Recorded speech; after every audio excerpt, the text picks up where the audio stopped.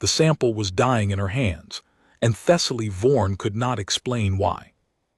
She held the Petri cylinder at an angle, watching the culture medium cloud from gold to gray.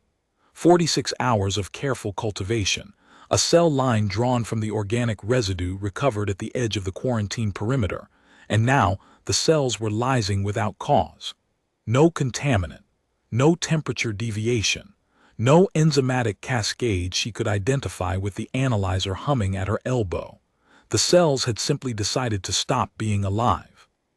She set the cylinder down on the bench with more force than she intended.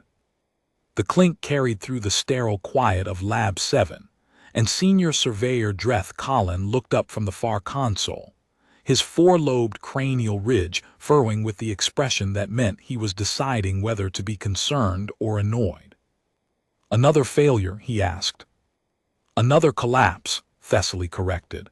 "The cells aren't failing, they're reverting. The differentiation I induced over 2 days is unwinding in minutes.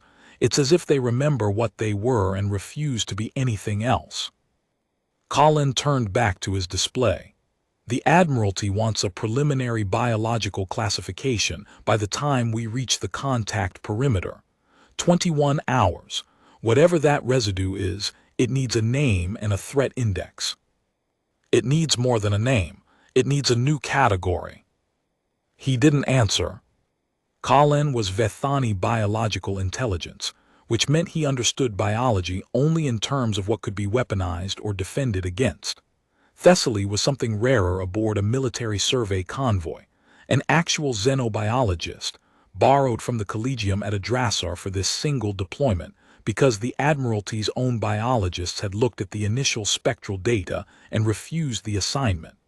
Not out of fear, out of professional honesty. They had said plainly that they did not know what the data meant. Thessaly's reputation was built on the things other biologists could not explain. She had published 9 papers on extremophilic life in sulfur-tide worlds. She had cataloged 22 new phyla in the melt vents of Kassari 4. She had spent 11 months inside a pressurized suit on Draenith Minor, studying organisms that metabolized radiation instead of food, creatures that should not have existed according to every thermodynamic model the Collegium had produced. She had held a jar of Nesseri spore worms in her bare hands while the rest of the survey team retreated behind blast glass, because Thessaly understood something that military biologists often did not. Fear of an organism tells you nothing about an organism. Only observation does.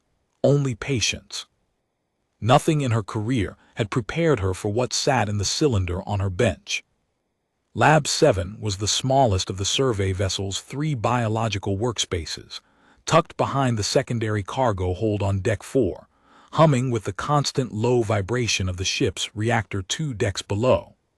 Thessaly had claimed it on the second day of the deployment, because it was the only lab with an independent environmental system.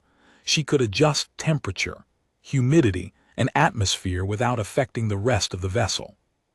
She had been working alone for most of the 3 weeks since the marker's recovery, sleeping on a cot she had wedged between the sample freezer and the wall, eating when Collin brought her ration packs, existing in a world reduced to the bench, the analyzer, and the cells that refused to behave. 3 weeks ago, the convoy had intercepted a distress marker at the edge of the veiled reach. Not a signal, a marker. A physical object tumbling through the void, broadcasting on frequencies the Vethani Admiralty had classified as extinct. The marker was old. The frequencies belonged to a species that had been theorized but never confirmed, a species referenced only in the deep archive files of civilizations that themselves no longer existed. The references called them by different names across different archives. The Vethani files used one word, a designation that translated, roughly, as Terran. The convoy's commanding officer, Fleet Talon Marin Selk, had ordered the marker retrieved and the convoy rerouted toward its origin point. Standard first contact protocol, executed by a woman who had never executed it before because No Vethani convoy had ever found anything at the edge of the veiled reach worth contacting.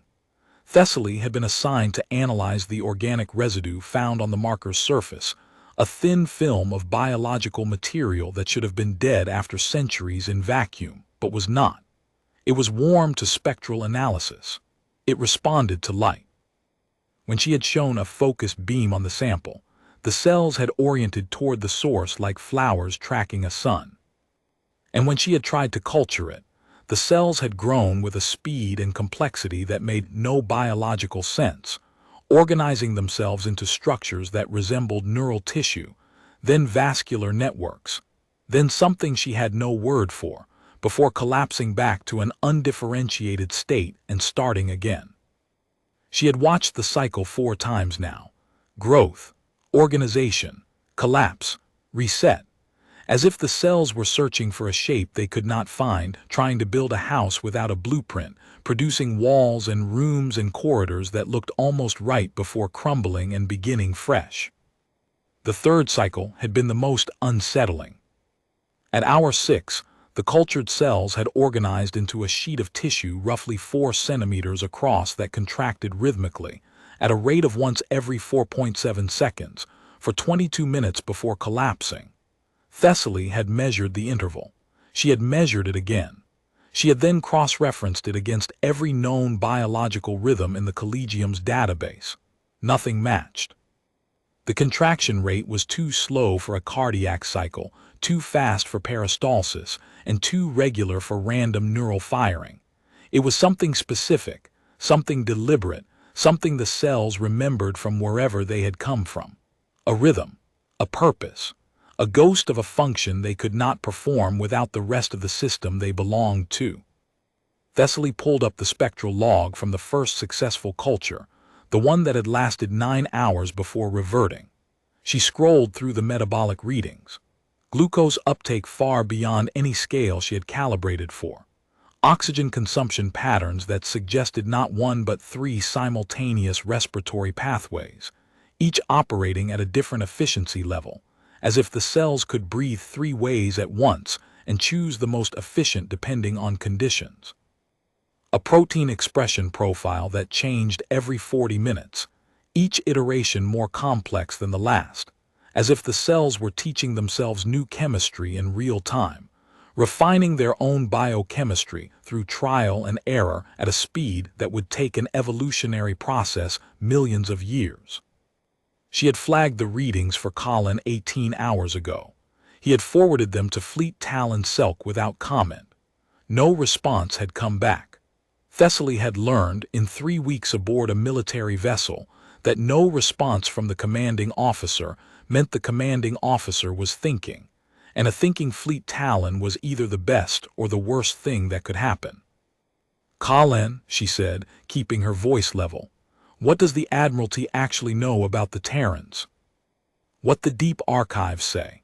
Fragmentary data second-hand. They were biologicals, carbon-based like us, warm-blooded, which is unusual for a spacefaring species at this level of development, bipedal, endurance-adapted long-pursuit predators, which the Xenopsychology Division considers relevant. Everything else is inference, rumor, or translations of translations from dead civilizations. And the ship we're approaching." Colin paused. She noticed the pause. In 3 weeks aboard the survey vessel, she had learned that Colin's pauses were proportional to the seriousness of the information he was withholding. A short pause meant bureaucratic caution. A long one meant the information was classified, or frightening, or both. This pause was long. Long-range scans say its holding position at the center of the contact perimeter. Single vessel. No emissions on any frequency we can detect. No active systems registering on conventional scan. The hull reads as partially organic. She turned in her chair. Partially organic. Confirmed by 3 separate sensor sweeps at 3 different power levels. The outer hull is metallic composite alloys, nothing we can't identify. But the inner structure, roughly 40% of the ship's mass by volume, reads as living tissue. Warm, metabolically active, consuming oxygen and producing carbon dioxide at a rate consistent with a large organism. Thessaly looked at the dead cells in her cylinder. Then she looked at the metabolic profile on her screen. Growth, organization, collapse, reset. Colin, these cells aren't trying to become something random. They're trying to become the ship. He stared at her for 3 seconds. She counted because counting was what she did when something frightened her, and she did not want to show it. That's speculation.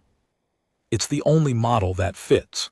The protein expression, the neural patterning, the triple respiratory pathway, none of it makes sense for an independent organism. But if these cells are fragments of a larger integrated system, a biological component of a machine architecture, then every reading I've taken is exactly what you'd expect from isolated subsystem tissue trying to reconnect with a host it can't find. They're not growing randomly. They're building organs. Organs that belong to a ship. Colin's ridge flattened. She had seen him do that once before, in the briefing after the Kasari deployment, when the seismic data had confirmed that the entire continent they were standing on was a single dormant organism. It was the expression that meant the universe had just become larger than he was comfortable with. "Write it up," he said. "Preliminary finding, not conclusion. Include the speculation as a hypothesis, clearly labeled. I'll get it to Selk before we cross the perimeter." She wrote it up. It took 11 minutes. She stripped out the hedging language twice, then put it back in because the unhedged version read like fiction. A species that integrated living tissue into its ship architecture. Not cybernetic augmentation, not implants or neural interfaces or biomechanical hybrids of the kind 3 other spacefaring civilizations had been documented using. Full integration. Structural. Functional. A ship that was, in some meaningful biological sense, alive. A ship that breathed. She sent the report and sat in the humming silence of Lab 7, calculating. If the culture's metabolic rate was representative of the whole vessel's tissue, the ship they were approaching was consuming energy at a rate equivalent to a small biosphere. A contained, living furnace wrapped in a hull of metal and flesh, sitting alone in the dark, converting fuel into thought. She pulled up the convoy's navigational plot and traced the marker's trajectory backward. It had been drifting for at least 200 years. The Terran ship, if it was Terran, if the Deep Archive classifications were more than legend, had sent its calling card outward from the veiled reach 2 centuries ago, and then settled into position to wait for whoever found it. 200 years of patience. The thought made the back of her neck prickle. Thessaly had spent 2 days with these cells and already felt she was running out of time. Whatever had sent that marker measured time differently than she did. The response came 4 hours before perimeter crossing. Not from Selk. From her executive officer, Subtalon Bryn Cassett, a Vethani career officer with the temperament of a sharpened blade. Thessaly was summoned to the convoy's flag bridge, a space she had entered exactly once before during her intake briefing, and had hoped never to visit again. The flag bridge of a Vethani military vessel was designed to intimidate. The ceiling was low, the lighting harsh, the surfaces all hard angles and displayed data. Selk sat at the center console. Cassett stood behind her. 7 other officers lined the room, their ridges flat, their postures stiff. "Xenobiologist Vorn," Selk said, not looking up from her display. "Your report suggests the vessel ahead may be a biological construct of a previously unconfirmed species." "Yes, Fleet Talon." Subtalon Cassett believes the vessel should be reclassified from unknown contact to potential threat, and that the convoy should adopt a defensive posture. Your assessment? Thessaly looked at Cassett. Cassett looked at her with the expression of a man who had read her report and understood half of it and distrusted all of it. "The cells I've cultured are aggressive growers, but they show no hostile response to any stimulus I've applied," Thessaly said. "They're not predatory. They're not toxic. They respond to light and chemical gradients, but they don't attack other biological material. If the ship ahead is made of the same tissue, and it's been sitting alone in space for 2 centuries without incident. I see no basis for reclassifying it as a threat. The fact that we cannot identify its capabilities is itself a threat indicator, Cassett said. By that standard, every undiscovered organism in the galaxy is a threat. Most undiscovered organisms aren't 4 kilometers long. Selk held up one hand. The room went silent. Thessaly had observed this dynamic before. Selk ran the convoy by deciding between 2 poles: Cassett's aggression and the science team's caution, and the pole she chose depended on the quality of the data. Xenobiologist, what is the one thing you are most certain of regarding this vessel? Thessaly considered. She had spent 3 weeks with the data. She had watched cells grow and collapse and grow again. She had traced metabolic pathways and respiratory cycles and protein expression profiles that rewrote themselves every 40 minutes. One certainty out of hundreds of unknowns. It's alive, she said. Whatever else it is, it's alive, and alive things can be communicated with. Selk nodded. The convoy will proceed at standard approach, passive sensors until we hold position. If the vessel demonstrates hostile intent, Subtalon Cassett will execute defensive protocol. If it does not, xenobiologist Vorn will advise on engagement. Both preparations will proceed simultaneously. Cassett's ridge twitched, but he said nothing. Thessaly returned to Lab 7 with the taste of adrenaline in her throat and the feeling that she had just won an argument she might be asked to pay for later. She slept 3 hours that night on the cot in Lab 7 and dreamed of cells growing in the dark, organizing into shapes she almost recognized before they dissolved. She woke with her hand pressed against the cold wall of the lab and her pulse matching, for one disorienting second, the 4.7-second rhythm she had measured in the cultured tissue. She lay still for a moment, orienting herself. The convoy's reactor hummed beneath her. The lab's environmental system whispered. The cylinder on her bench glowed faintly, the latest culture beginning another growth cycle, the cells reaching outward with blind molecular determination toward a body that was not there. She ate a ration pack without tasting it, ran the latest metabolic profiles through the Collegium's comparative database one more time, and received the same result. No match. Not to any organism in any catalog from any civilization the Vithani had ever contacted. Whatever had produced these cells was new.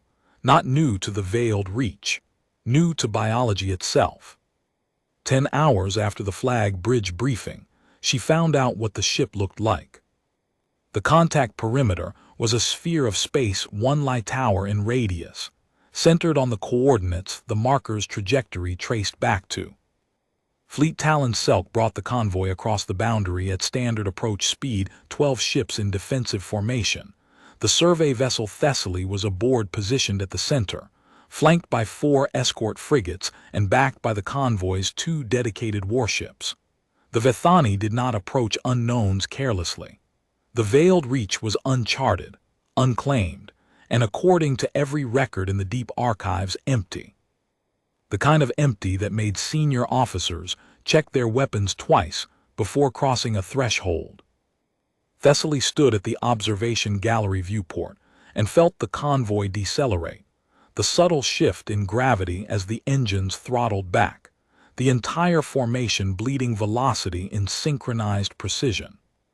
Around her, 7 members of the science team were arrayed at the gallery's sensor stations, their instruments calibrated, their faces carrying the particular tension of people who had been told they might be about to see something unprecedented, and were not sure whether that was good news. The ship was waiting for them. It was not what she had expected. The long-range scans had described a single vessel. What Thessaly saw through the observation gallery's viewport was something that took her a full 10 seconds to process, not because it was difficult to see, but because it was difficult to understand as a ship. The hull was dark. Not painted dark the way deep water is dark, a color that seemed to absorb light rather than reflect it, swallowing the faint starlight of the veiled reach so completely that the vessel looked like a hole cut in space. The ship was roughly 4 kilometers long, which was not unusual for a capital vessel, but its proportions were wrong by every Vethani engineering standard. Vethani warships were angular, efficient, every surface a calculated plane designed to deflect sensors and shed kinetic energy. This ship was curved, not elegantly, not in the way a Vethani diplomatic yacht curved for aesthetics. These curves were organic.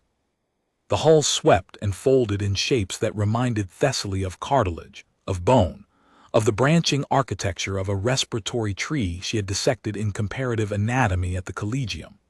Along the dorsal ridge, structures that might have been antennae or might have been something entirely novel rose in irregular clusters, their surfaces textured with a pattern she recognized from her microscope. The same branching neural architecture the cultured cells had formed before collapsing. Between the hull plates, she could see seams that pulsed with a faint bioluminescence, a deep amber glow that traveled in slow waves from the bow toward the stern, like a heartbeat mapped across the ship's entire surface. The glow branched along the seams in patterns that reminded her, with a shock of recognition, of a circulatory system. The ship had veins. She could see them from 200 kilometers away, pulsing amber against the dark hull, carrying light or energy or information or all three at once through the body of a vessel that looked less like a machine and more like a deep-sea creature hauled up from an ocean that spanned light years. The hull surface itself was dense with detail. Panels and plates overlapped like scales, their edges darkened with what might have been radiation scarring or might have been biological pigmentation. Some plates were larger, clearly structural. Others were smaller, arranged in patterns that suggested growth rather than assembly, as if the hull had not been manufactured but had developed, the way bone develops from cartilage, following a template encoded not in an engineer's blueprint but in the ship's own cells. Thessaly pressed her face closer to the viewport, trying to resolve individual plates, trying to see the seams between metal and tissue, and felt the hair rise along her arms. The ship was breathing. She could see it from 200 kilometers away.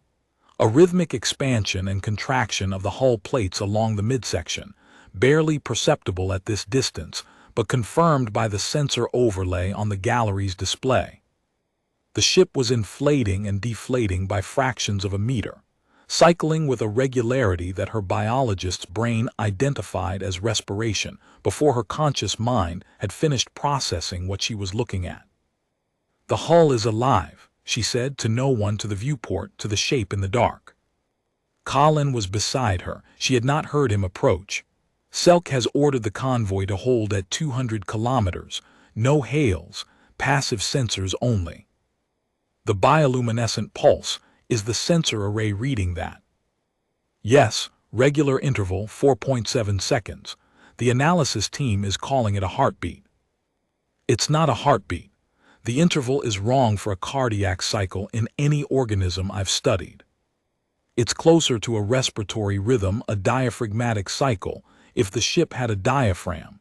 The ship is oxygenating itself. Oxygenating with what? There's no atmosphere out there. Internal reserves. The tissue is consuming stored oxygen and cycling it through a closed system. It's been doing this for however long it's been sitting here. Decades, centuries. The efficiency required to sustain that kind of closed-loop respiration for 200 years, she stopped. She ran the numbers in her head. She ran them again. Colin, if this ship has been breathing in a closed oxygen cycle for 2 centuries without external resupply, its metabolic efficiency exceeds anything in our biological database, by a factor I can't calculate without more data. Nothing we know of can do that. Selk's voice came over the observation gallery's intercom. Calm, precise, the clipped diction of a Vethani officer who had been trained to sound unaffected. "All stations, this is Fleet Talon. The vessel has not responded to passive interrogation and shows no signs of hostility. I am authorizing an active sensor sweep at minimum power. Science team, I want a full biological and structural analysis within 2 hours. We will not hail until we know what we are talking to. Thessaly was already moving toward Lab 7. The active sweep changed everything. Thessaly had been aboard survey vessels that had scanned everything from asteroid-bound microbial colonies to the continental organism of Kasari 4. She understood the rhythm of a sensor sweep. The pulse goes out, the return comes back, the data populates in orderly columns. Mineral composition here, structural density there, energy signatures in the 4th column. Clean, predictable, the universe reduced to numbers. The return from the Terran vessel was not clean. The convoy's sensor arrays were designed to penetrate composite armor, map internal structures, identify power sources and weapon systems. What they returned was a dataset so large that the science team's primary processor flagged a buffer overflow before the sweep was half complete. Data poured in faster than the system could categorize it, biological readings interleaved with structural readings, energy signatures that shifted between scans, material compositions that appeared to change depending on the angle of interrogation. Thessaly redirected 2 secondary processors to the task, partitioned the data into biological and structural streams, and spent the next 20 minutes staring at her screens with the feeling of a woman who had opened a door she was not sure she could close. The ship had no engine room, it had no reactor, it had no discrete power source of any kind. The energy that sustained its systems came from the living tissue itself, a distributed biological power network that generated electricity through a chemosynthetic process absent from any literature in any Vethani archive. The tissue converted chemical fuel into energy with an efficiency of 97%. The theoretical maximum for any known process, biological or mechanical, was 84%. The ship's biology had broken a thermodynamic boundary that the Collegium considered fundamental. The ship had no bridge, no control surfaces, no command deck, no crew stations. The interior was a continuous space, a cathedral-like hollow running the length of the vessel, filled with structures that the sensors identified as a fused matrix of metal alloy and living tissue, intertwined at the molecular level, inseparable without destroying both. The metal was the skeleton. The tissue was everything else. Muscles that could contract and expand hull sections, nerves that carried signals at speeds rivaling the convoy's own communication lasers, circulatory pathways carrying a fluid the analyzer tagged as multifunctional, and organs of unknown purpose clustered along the ventral keel. And it was empty. No crew, no life signs beyond the ship itself. No quarters, no galley, no storage bays, no airlocks designed for personnel entry. The interior space served the ship's function, not a crew's comfort. There were no personal effects, no residual biological traces of any occupant species, no waste products, no wear patterns consistent with habitation. The ship had either never carried a crew or had been unoccupied for so long that every trace of prior occupation had been metabolized, absorbed back into the vessel's own biology like nutrients reclaimed from a shed skin. Thessaly stared at the hollow interior on her screen and felt the weight of what she was looking at settle across her shoulders. The Terrans had built a vessel that was alive, that breathed and pulsed and metabolized and thought, and then they had sent it out alone, across the veiled reach, into territory no other species had mapped. To wait in the dark for 200 years or more, breathing its stored oxygen in a closed cycle, thinking its vast, slow thoughts, pulsing its amber heartbeat into the void. Or it had decided to go on its own. That possibility was worse, and also better. Worse because it implied a level of autonomy that redrew the line between tool and being. Better because it implied that the ship was here by choice, not by exile, and a creature that chooses to wait is different from a creature that is abandoned. Thessaly began writing a biological profile, morphology, metabolism, behavioral indicators, standby state, responsive to external stimuli, alert but non-aggressive. Reproductive potential, unknown, but the cellular architecture suggested regenerative capability, possibly the ability to regrow entire damaged sections. Environmental tolerances, vacuum-adapted, radiation-hardened, thermally stable across a range that would kill any organism she had ever catalogued. She gave the vessel a provisional classification and wrote "new taxonomic framework required" at the bottom and underlined it. She was halfway through the section on the ventral organs when the ship moved. Not toward the convoy, not away, it rotated. Slowly, over the course of 90 seconds, the vessel turned on its long axis until the ventral surface faced the convoy. The amber bioluminescent pulse changed. It began to radiate from the keel outward in concentric rings, the interval dropping from 4.7 to 2.3 seconds. "That's an arousal response," Thessaly said across the lab. "The respiratory rate just doubled. It felt our sensor sweep and it's waking up." The intercom crackled. "Science team, the vessel's hull temperature has increased by 11 degrees in 40 seconds. Is it charging weapons?" "No, Fleet Talon. The temperature increase is metabolic waste heat. The vessel is bringing all biological systems to full activity. It is not arming. It is becoming alert. The biological equivalent of a creature opening its eyes." "Can it perceive us?" Thessaly zoomed in on the dorsal ridge clusters.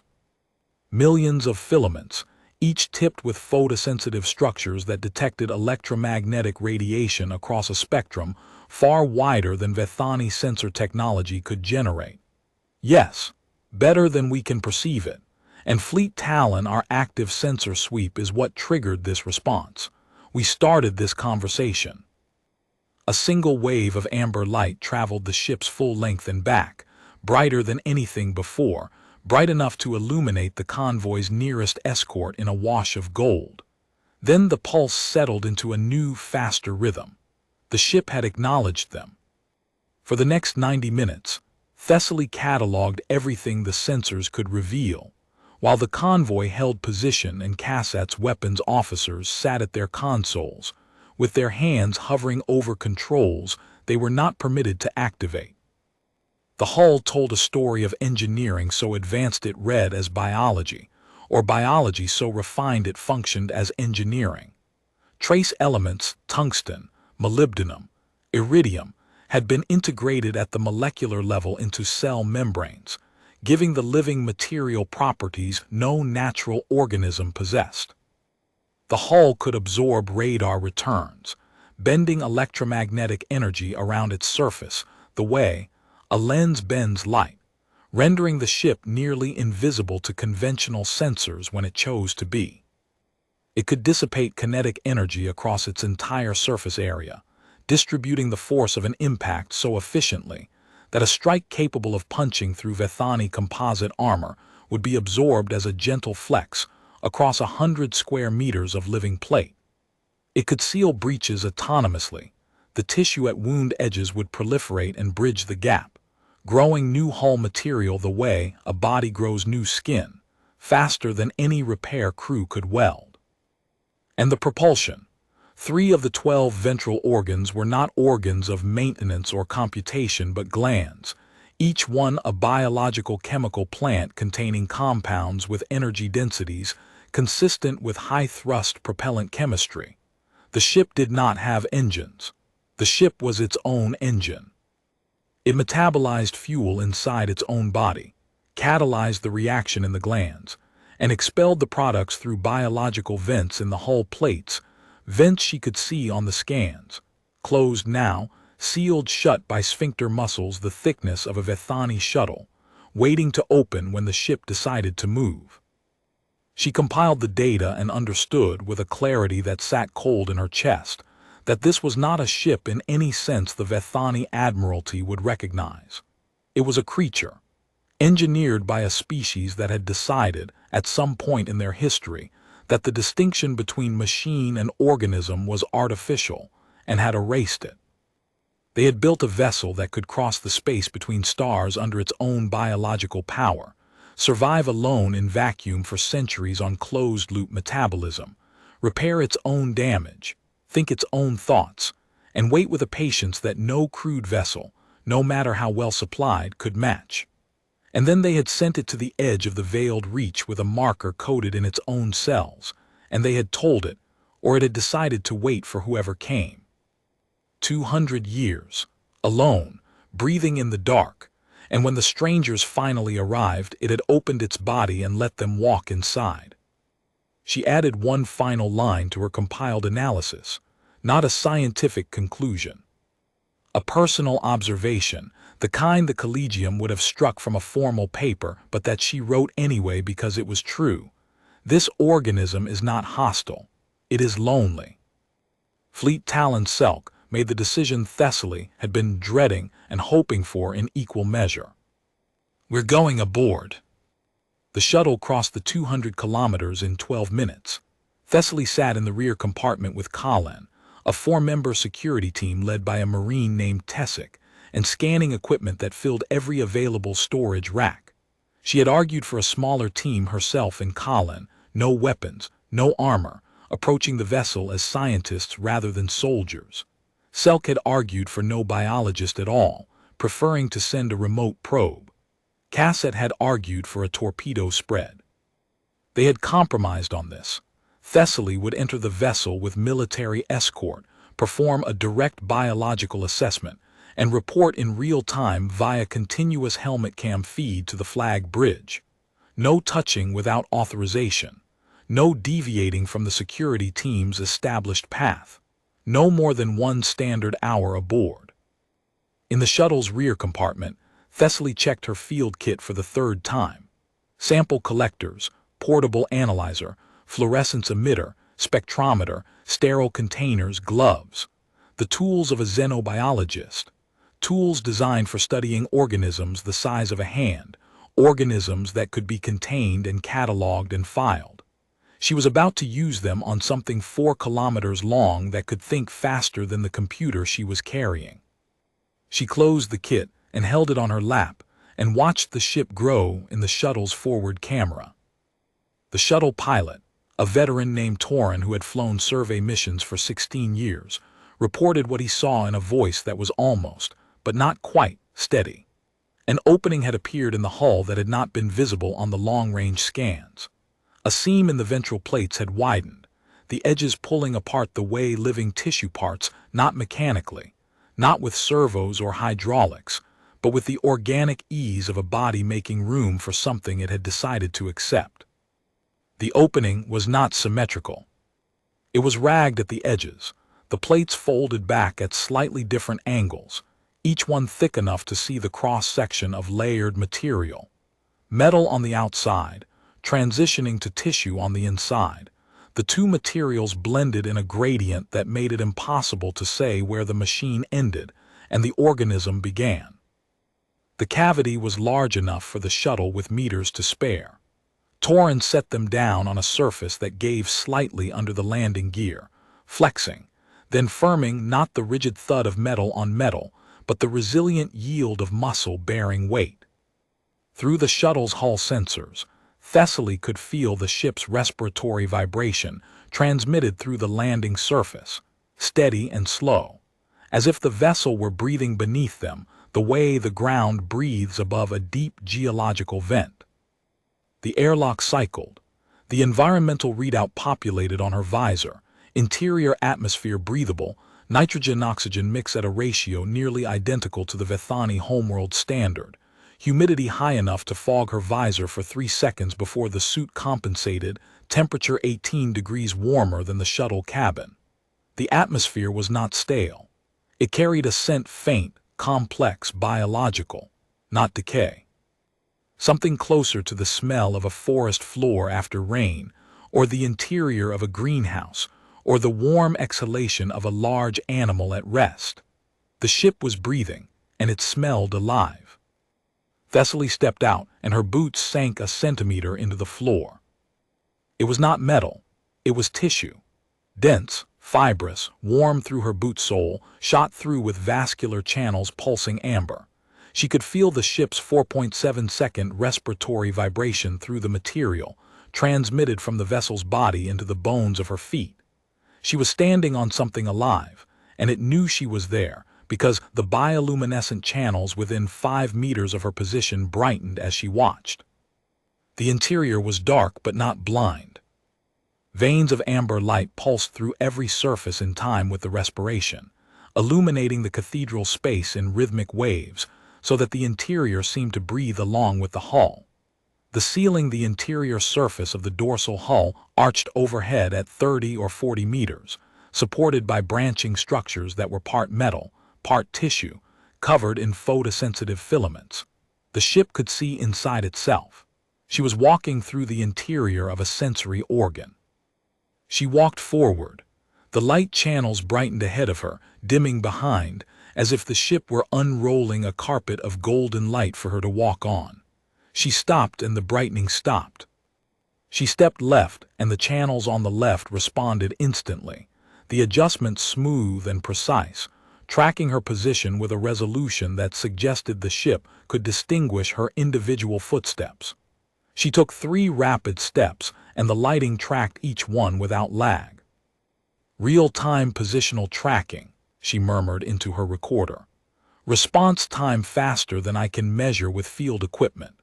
The vessel is allocating metabolic resources visible as increased bioluminescent intensity to whatever area I occupy.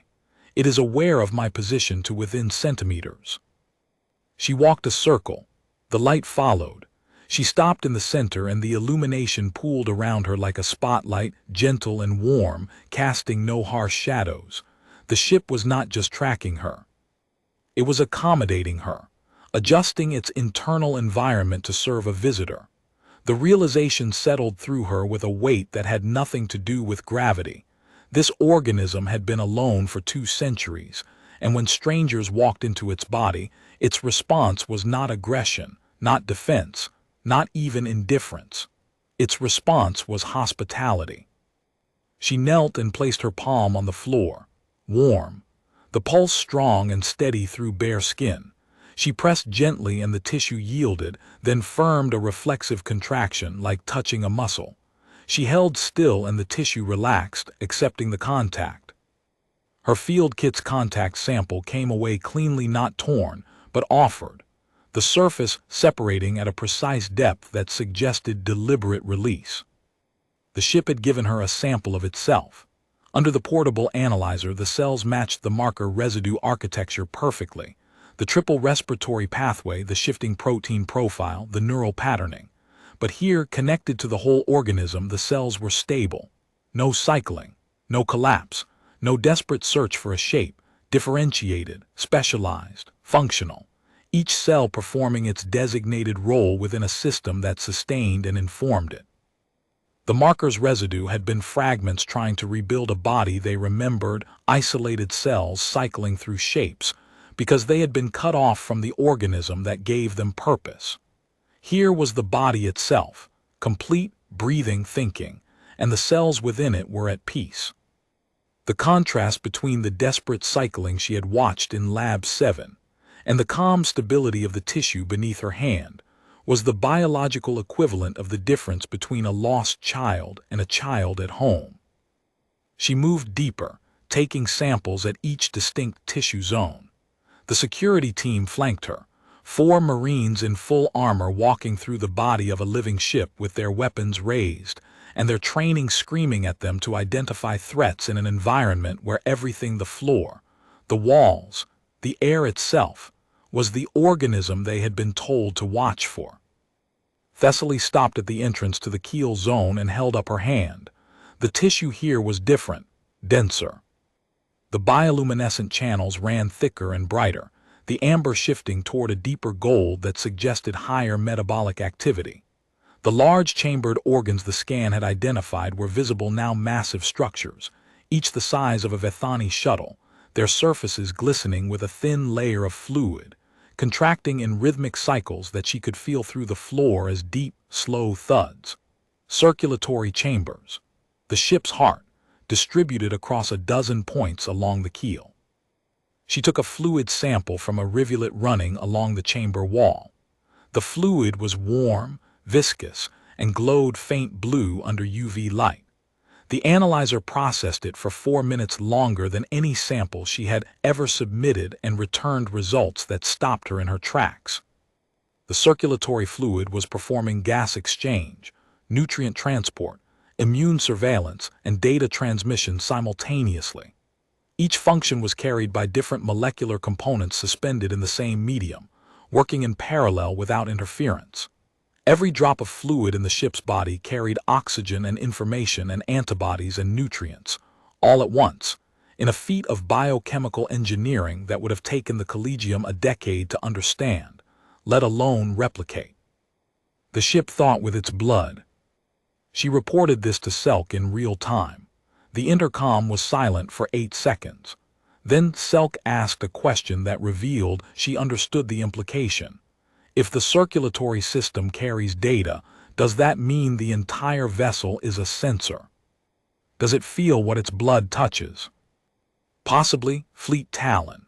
The immune surveillance component suggests the fluid can identify foreign biological material. It may already know we're here not just from its filaments, but from the contact between our boots and its floor. Noted. Continue. They moved into the dorsal zone. The tissue here was thinner, more filamentous, networked into patterns of staggering complexity that the portable analyzer could only partially map. The neural zone, not a centralized brain but a distributed intelligence, every cell in the network participating in computation, the boundaries between individual neurons blurred by connections so dense that the tissue functioned less like a brain and more like a single, 4-kilometer-long thought. She ran a rough estimate of processing capacity based on neural density. The number was so large she checked it 3 times, recalibrated the analyzer, and ran it again. Each time, the same result. A single ship contained more processing nodes than every computing system in the Vethani convoy combined, by orders of magnitude. She stood in the neural zone and listened. The vibration here was different from the rest of the ship, not the steady 4.7-second respiratory cycle, but a faster, subtler rhythm, a flutter she could feel in her teeth and in the bones of her skull. Processing. The ship was thinking. She could feel its thoughts as physical vibrations, conducted through the tissue of its body into the tissue of hers, and for a moment she had the irrational, overwhelming sensation that if she stood still enough and breathed slowly enough, she might be able to hear what it was thinking about. She shook off the sensation and turned to Colin. "This vessel is smarter than we are," she told him quietly. "Not faster at calculating, smarter. The neural complexity here exceeds anything in the Collegium's records, and it let us walk inside it. Let us." That hull opening appeared after we arrived. It chose to be entered. Tessik's hand tightened on his weapon. Thessaly caught his eye. "If it wanted to harm us, it wouldn't need weapons. The floor can contract with enough force to crush Vethani armor. The fact that it hasn't is the most important data I've collected." Cassett's voice came through the intercom, sharp and clipped.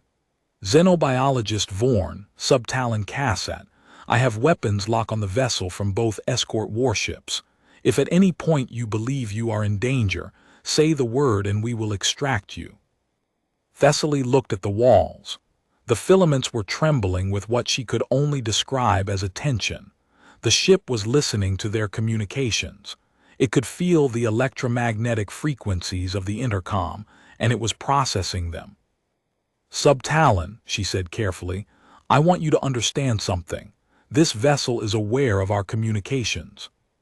It may not understand our language, but it can detect our transmissions. I would strongly recommend that any discussion of weapons lock or extraction protocols be conducted on a channel this vessel cannot intercept." A pause, then Cassett, "There is no such channel, Xenobiologist. We are inside it." He was right. They were standing inside the organism's nervous system. Every frequency they transmitted was being absorbed by the tissue around them, processed by a mind larger than their convoy's entire computing infrastructure. There was no private conversation here. The ship heard everything. "Then I recommend," Thessaly said, "that we behave as though we are guests, because that is what we are." Something changed. A wave of brighter light traveled from the bow toward their position, directed and purposeful. It reached them and held, bathing the neural zone in amber so intense Thessaly had to shield her eyes.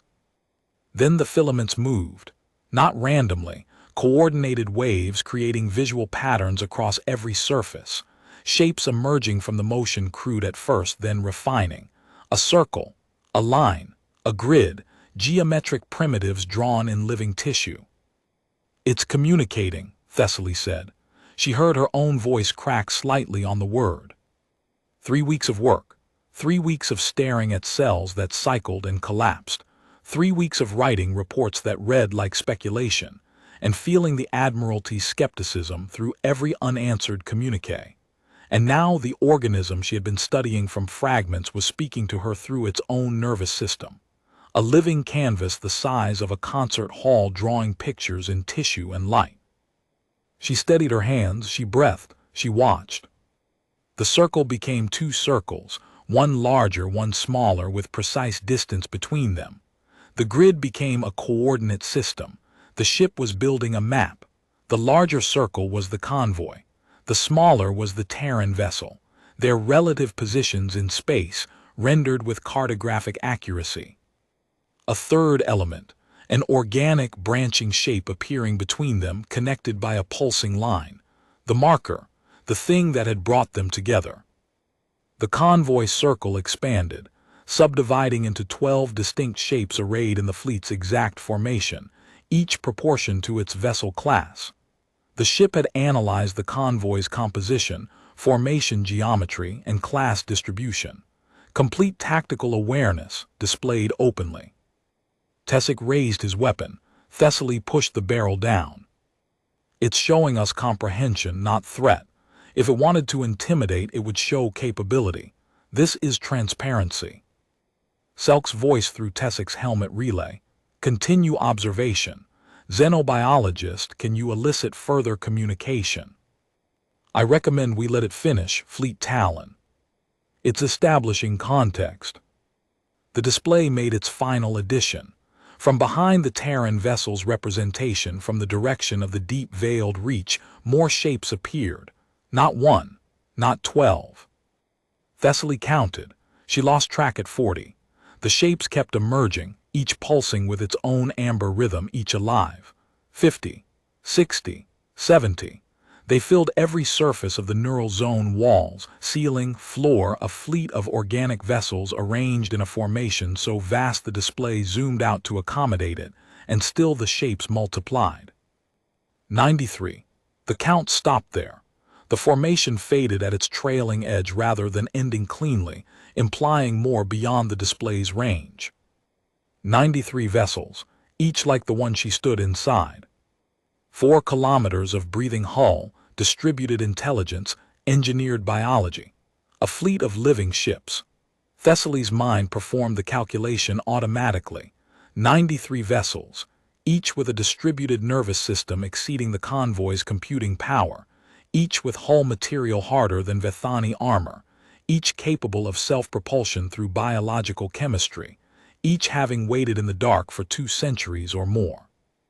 The Vethani convoy's 12 ships, 2 warships, 4 escort frigates, and 6 support vessels were facing a biological armada that could think faster, absorb more damage, and sustain itself longer than anything in the Vethani fleet inventory. She heard Cassett's voice on the intercom, tight and controlled. "Fleet Talon, I am requesting immediate authorization to bring all weapons systems to ready status." Selk's response was measured. "Denied, hold current posture, xenobiologist." "Fleet Talon," Thessaly said. "These vessels are organisms. Asking whether they're armed is like asking whether a predator is armed. Everything about them is capability. The relevant question is intent." And their intent. The Terran vessel added a new element, lines extending from its shape toward the convoy, curving gently, branching at the terminus into 12 sublines reaching toward each Vethani ship. The lines stopped short, a precise gap, an offered hand not quite reaching. They're introducing themselves. I think they've been waiting 200 years for someone to come close enough to meet. Cassette again. Fleet Talon, 93 vessels of unknown capability, demonstrating complete tactical awareness of our formation. I must insist. Sub-Talon Cassette. Selk's voice cut through the channel with an authority that silenced the entire bridge. If 93 vessels of that capability wanted us destroyed, we would already be debris. The fact that we are having this conversation is itself the data. Xenobiologist recommendations. Thessaly felt something shift in her chest, not relief. Something older, something she recognized from fieldwork, the moment when the organism you've been studying acknowledges your presence and you have to decide, in the span of a heartbeat, whether to retreat or hold still. She held still. Hold position. Don't arm. Don't hail on electromagnetic frequencies. Close range M could damage the sensory filaments. Let them finish. The display simplified. The 93 fleet shapes dimmed to a background glow, still visible but no longer foregrounded. The map collapsed to two shapes, one Terran vessel, 12 Vethani ships facing each other. The fleet had been shown and set aside. Now let us talk as two. The Terran vessel's shape grew detail, biological detail. A self-portrait rendered in the ship's own nervous system, showing hull, ridge, organs, neural networks, everything, hiding nothing. Beneath the self-portrait, a new pattern, not images, numbers. Thessaly recognized the sequence on the fifth element. Pi, the ratio of circumference to diameter, universal, language independent. The first word of a mathematical vocabulary, offered without demand or urgency, without the implicit threat the fleet behind it could have delivered. The digits extended, 20 decimal places, each rendered with exacting precision. She opened her field kit. She set her portable light emitter on the warm floor and keyed a response. Euler's number, the base of the natural logarithm. A reply that said, "We understand. We can speak this language too." The emitter pulsed, blue-white light, small and fragile against the ship's amber glow. The filaments rippled.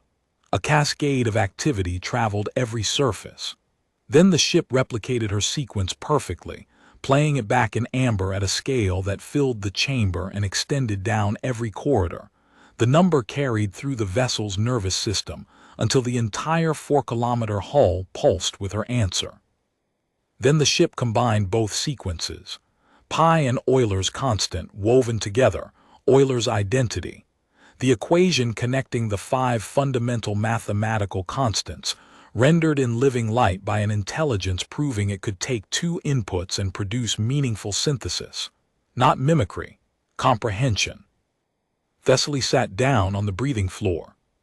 She pressed her palm flat against the warm tissue and felt the pulse beneath her hand. The ship had taken her number and made something larger from it. A bridge between two kinds of mind, built from the simplest materials, logic, pattern, the willingness to try. The intercom was silent. Selk had not spoken. Cassette had not spoken. The bridge crew of the survey vessel, Thessaly knew, was watching a live feed of a xenobiologist sitting on the floor of a living ship, while it demonstrated mathematical reasoning to her through its nervous system. And for the first time in the deployment, no one had a protocol for what was happening.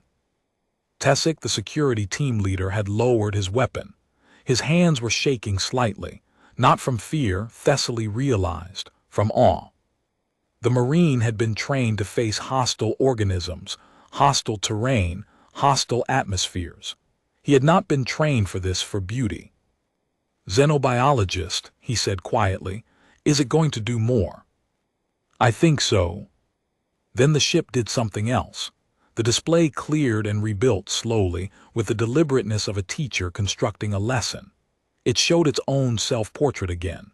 Then beside it constructed a second shape, smaller, bipedal, 2 arms, 2 legs, a head. Not Vethani, the proportions were wrong. This figure was compact, upright, built differently from any species in the deep archives.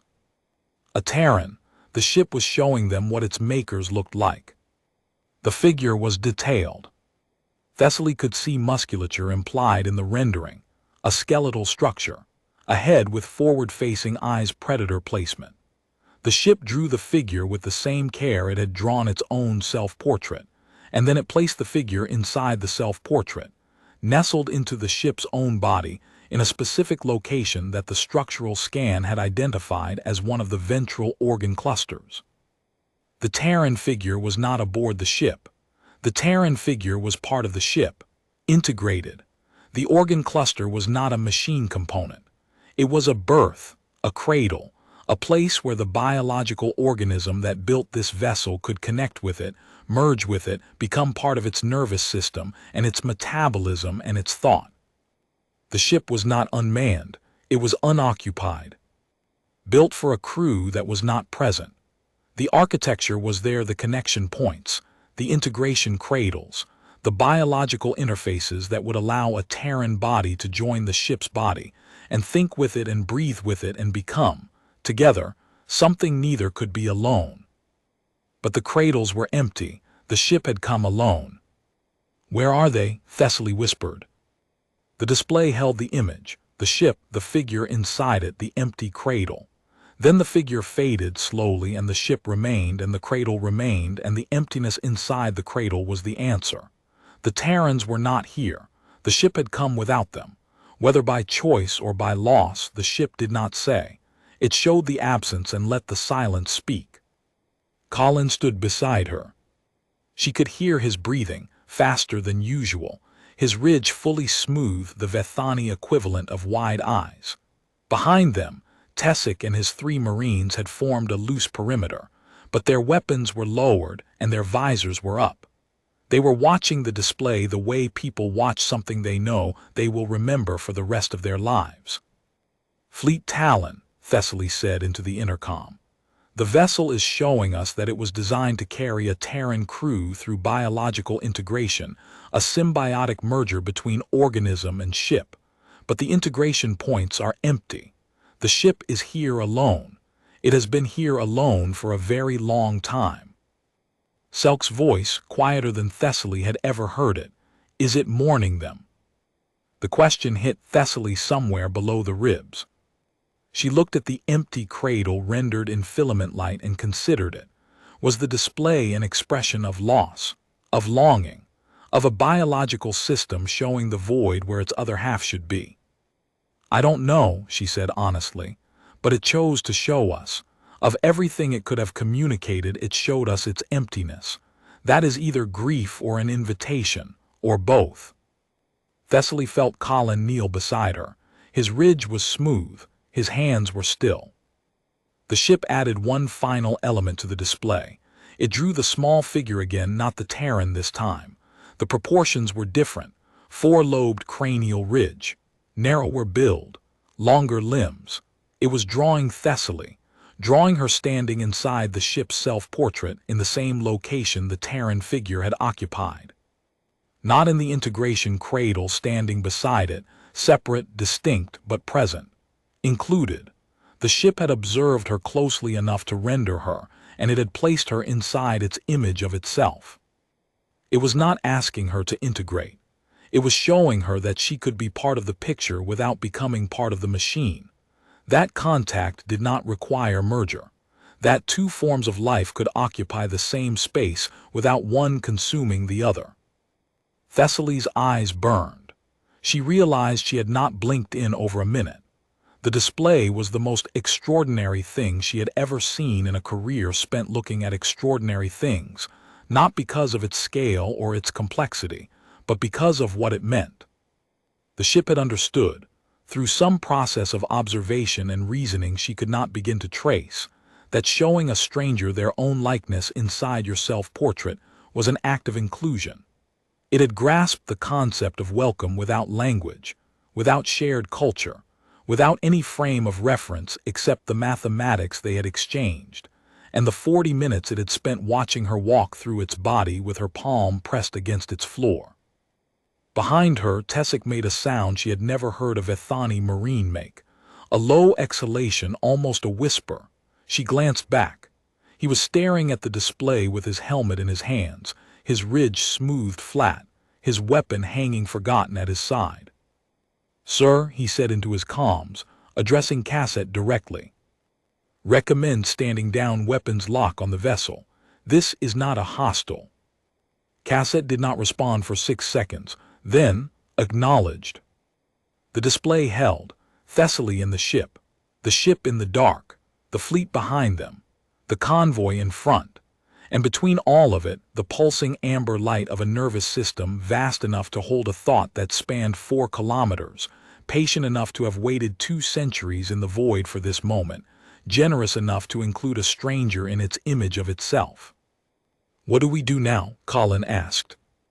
Thessaly looked at the rendering of herself inside the living ship, placed there by an intelligence she could not fully measure, offered as a statement of welcome so gentle it was nearly unbearable.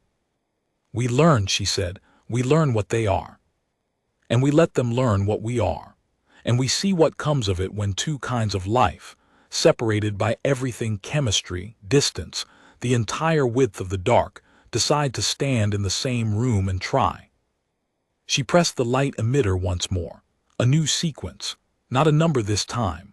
A pattern, the molecular structure of water, the simplest compound shared by carbon-based life everywhere the Collegium had ever found it. Biology's common ground. A way of saying, we are alike in this one small way. Start there. The ship received the pattern. The filaments rippled. And then the ship returned not water's structure, but something layered over it, the same molecular framework, but with additions, modifications, a variant of water's chemistry that existed only in the ship's own biological fluid, a molecule that was almost water but not quite, adapted for a purpose Thessaly would need months to understand.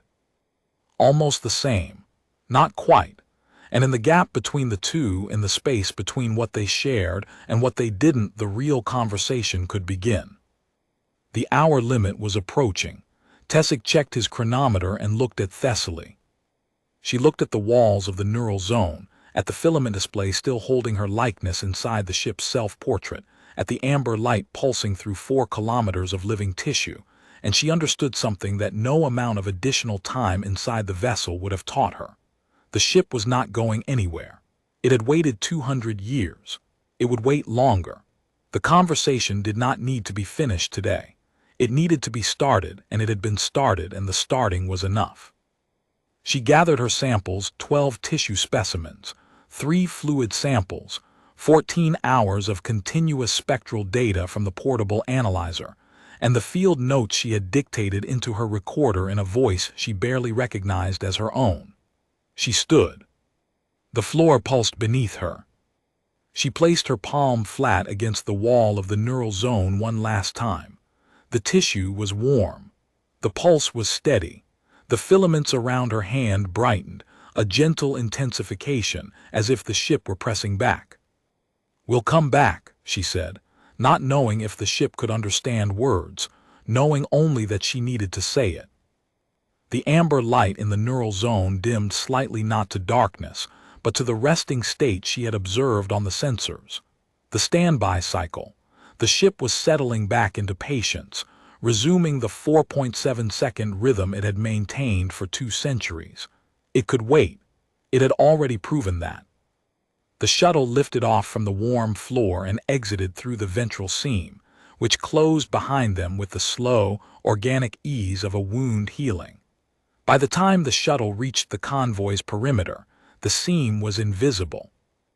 Thessaly watched through the rear viewport as the ship receded 4 kilometers of curved, breathing hull dark against the stars, pulsing amber in the deep, the veiled reach stretching behind it into territory no Vethani convoy had ever mapped.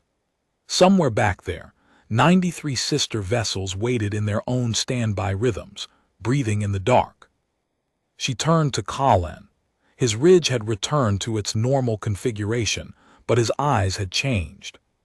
She had seen the same change in the eyes of her field team on Kasari 4, the day they realized the continent they were camping on was alive. A permanent adjustment, a widening that never fully closed. "Your preliminary report," he said, "the one I sent to Selk." "Yes. I think you should write the full one, no hedging language." The ship pulsed. Thessaly breathed. The fleet waited in the dark. The convoy held its position, 12 angular ships facing one curved vessel that was more alive than any of them, and Fleet Talon Selk's intercom channel stayed open, and somewhere on the bridge of the survey vessel, a junior officer was cataloging every second of data from what would become the most analyzed hour in Vethani history. The amber light traveled from keel to ridge and back. Steady, strong, patient. First contact, not with a weapon drawn, not with a fleet deployed, with a number offered in the dark and a number given back, with a molecule shared and a molecule returned, almost the same, beautifully different, with the understanding that the conversation had started and neither side intended to stop. Thessaly Vorn, xenobiologist, borrowed from the Collegium at Adrasar for what she had expected to be a routine survey, sat on the floor of something impossible. Every organism she had ever studied, every sulfur-tide extremophile, every melt-vent phylum, every radiation metabolizing creature on Draenith Minor, had been preparation for this. Every sample she had cultured, every field season in places where life persisted against reason, all of it had been leading to a ship that breathed, and a mind that waited, and a question asked in mathematics, and answered in chemistry and understood, on both sides of the gap, as the beginning of something that would take years to finish, and had started with the simplest truth two kinds of life could share. "We are here, we think, we want to know you." The ship breathed, the fleet waited, the stars turned. And the conversation, patient and vast and just beginning, continued in the dark between them.